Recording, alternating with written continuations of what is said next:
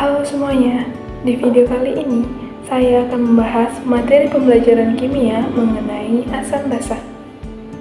Sebelumnya, perkenalkan, saya Sabrina Borogultom dengan NIM 4221131030 dari PSBK 22C.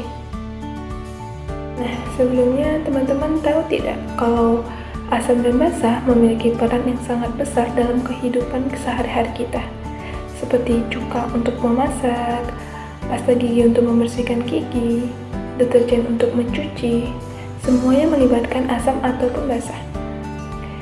Tanpa kita sadari, mereka membuat hidup kita lebih mudah dan nyaman. Nah, jadi siapa sih yang mengemukakan bahwa suatu zat bersifat asam dan basa?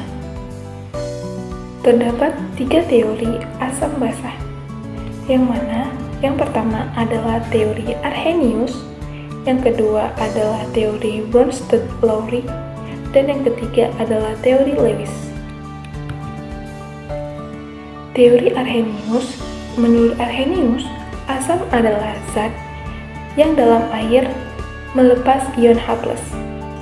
Sedangkan basa adalah zat yang di dalam air melepaskan ion OH-.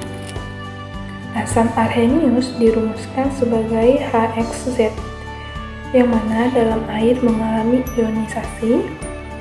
HXZ membentuk XH+ ditambah ZX-. Basa Arrhenius adalah hidroksida logam MOHX yang di dalam air terurai. MOHX membentuk MX+ ditambah XOH-. Nah, contohnya itu asam HCl membentuk H+ ditambah Cl-. Contoh basa yaitu NaOH membentuk Na+ ditambah OH-. Nah, yang kedua teori Bronsted-Lowry. Menurut Bronsted-Lowry, asam adalah spesi yang memberi proton, sedangkan basa adalah spesi yang menerima proton pada suatu reaksi pemindahan proton. Nah, contohnya ini terlihat bahwa CH3COOH memberi 1 proton H+ kepada H2O sehingga CH3COOH bersifat sebagai asam dan H2O bersifat basa. Yang ketiga, teori Lewis. Menurut Lewis, asam adalah zat yang dapat menerima pasangan elektron atau akseptor pasangan elektron, sedangkan basa adalah zat yang dapat memberikan pasangan elektron atau donor pasangan elektron. Ikatan baru dibentuk dengan menggunakan pasangan elektron dari basa Lewis. Nah, contohnya itu yaitu pembentukan ion hidronium. Selanjutnya, sifat asam basa. Ternyata asam dan basa memiliki sifat yang berbeda. Asam memiliki sifat yang pertama, berasa asam, yang kedua bersifat korosif atau merusak, yang ketiga, jika dilarutkan ke dalam air menghasilkan ion hidrogen H+, yang keempat, larutan asam akan mengubah kertas lakmus biru menjadi merah, yang kelima, derajat keasaman pH lebih kecil dari 7, yang keenam, dapat bereaksi dengan basa menghasilkan garam dan air, dan yang ketujuh bersifat elektrolit. Nah, sifat basa, yang pertama, berasa pahit getir, yang kedua bersifat kaustik atau merusak kulit, lalu yang ketiga jika dilarutkan ke dalam air menghasilkan ion hidroksida atau OH-, yang keempat larutan basa akan mengubah kertas lakmus merah menjadi biru, yang kelima derajat keasaman pH di atas 7, yang keenam dapat bereaksi dengan asam menghasilkan garam dan air, 7 bersifat elektrolit. Sebagian zat tidak dapat dirasakan oleh lidah dan bersentuhan dengan kulit, sehingga untuk mengetahui zat tersebut bersifat asam atau basa, diperlukan media atau suatu zat yang menunjukkan perubahan warna ketika dalam larutan asam atau basa secara umum disebut sebagai indikator. Terjadinya perubahan warna menunjukkan bahwa zat yang berperan sebagai indikator mengalami perubahan struktur dan muatan ketika berada dalam larutan asam atau larutan basa.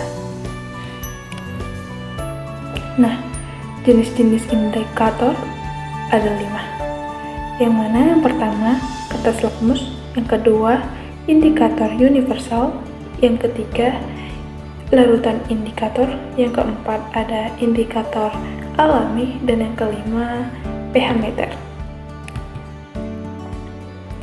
Kertas lakmus. Kertas lakmus ada 2 warna, yaitu lakmus merah dan lakmus biru.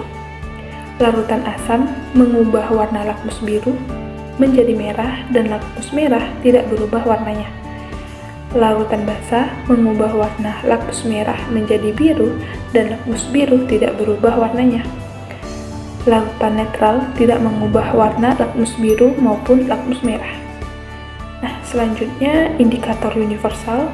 Nah, indikator universal adalah indikator pH yang berisi larutan dari beberapa senyawa yang menunjukkan beberapa perubahan warna yang halus pada rentang antara 1 sampai 14 untuk menunjukkan keasaman atau kebasaan larutan. Nah, selanjutnya larutan indikator. Larutan indikator adalah zat-zat yang menunjukkan indikasi berbeda-beda dalam larutan asam, basa, dan netral. Nah, terdapat di tabel. Yang pertama itu larutan fenolftalein, trayek pH-nya itu 8,3 sampai 10. Nah, perubahan warnanya dari tidak berwarna menjadi merah. Yang kedua, larutan bromtimol biru. Nah, trayek pH-nya itu 6,0 sampai 7,6 dan mengalami perubahan warna dari kuning ke biru. Yang ketiga, metil merah. Trayek pH 4,4 sampai 6,2 dan perubahan warnanya itu dari merah ke kuning. Begitu juga metil jingga. Trayek pH-nya 3,1 sampai 4,4 dan mengalami perubahan warna merah ke kuning. Nah, selanjutnya itu indikator alami. Indikator alami adalah substansi yang ada dalam alam dan bisa digunakan untuk mengetahui apakah suatu zat bersifat asam atau basa. Indikator alami ini umumnya berupa pigmen yang dapat berubah warna ketika terkena asam atau basah. Nah, contohnya itu yang dapat digunakan sebagai indikator alami yaitu daun bunga sepatu. Nah, dengan indikator alami daun bunga sepatu itu berubah menjadi merah ketika terkena asam dan biru ketika terkena basah. Lalu bit merah ini akan berubah menjadi merah muda pada larutan asam kuat dan kuning pada larutan basah kuat. Nah, kunyit juga bisa digunakan sebagai indikator alami. Nah, berubah menjadi merah kecoklatan ketika terkena asam dan biru tua atau hijau berubah jika terkena larutan basah. Nah, selanjutnya yang terakhir itu indikatornya kita bisa menggunakan pH meter. pH meter merupakan indikator asam basah moderat yang dilengkapi dengan elektroda dan skala. Elektroda yang dicelupkan ke dalam larutan yang akan diukur pH-nya, kemudian nilai pH akan secara langsung tertera pada layar digital alat pH meter. Selanjutnya itu kekuatan asam. Nah, asam ada 2 yaitu asam kuat dan asam lemah. Nah, kita bahas yang pertama, asam kuat. Senyawa asam yang dalam larutannya itu terion seluruhnya menjadi ion-ionnya. Reaksi ionisasi asam kuat merupakan reaksi berkesudahan. Contoh asam kuat yaitu HCl, Hi, dan HBr. Ionisasi asam kuat dirumuskan H+ sama dengan N dikali Ma, yang mana N itu valensi asam atau jumlah H+. Ma adalah molaritas asam. Nah, yang kedua itu asam lemah. Senyawa asam yang dalam larutannya hanya sedikit terionisasi menjadi ion-ionnya. Reaksi ionisasi asam lemah merupakan reaksi kesetimbangan. Makin kuat asam, maka reaksi kesetimbangan asam makin condong ke kanan. Akibatnya, Ka bertambah besar. Harga Ka merupakan ukuran kekuatan asam. Makin besar Ka, makin kuat asam. Yang mana rumus Ka sama dengan H+ dikali amin per Ha, atau H+ sama dengan akar Ka dikali Ma. Selanjutnya, kekuatan basa. Kekuatan basa terbagi menjadi dua, yaitu basa kuat dan basa lemah. Yang mana basa kuat merupakan senyawa basa yang dalam larutannya terion seluruhnya menjadi ion-ionnya. Reaksi ionisasi basa kuat merupakan reaksi berkesudahan. Contoh basa kuat seperti NaOH, KOH, RbOH, yang mana rumusnya OH- sama dengan N dikali Ma, yang mana N merupakan valensi basa atau jumlah OH-, Ma adalah molaritas basa. Nah, yang kedua, basa lemah. Basa lemah adalah basa yang dalam air mengalami ionisasi. Sebagian basa lemah mempunyai harga Kb yang kecil, yang mana rumusnya Kb sama dengan B+ dikali OH- dibagi BOH, atau OH- sama dengan akar Kb dikali Mb.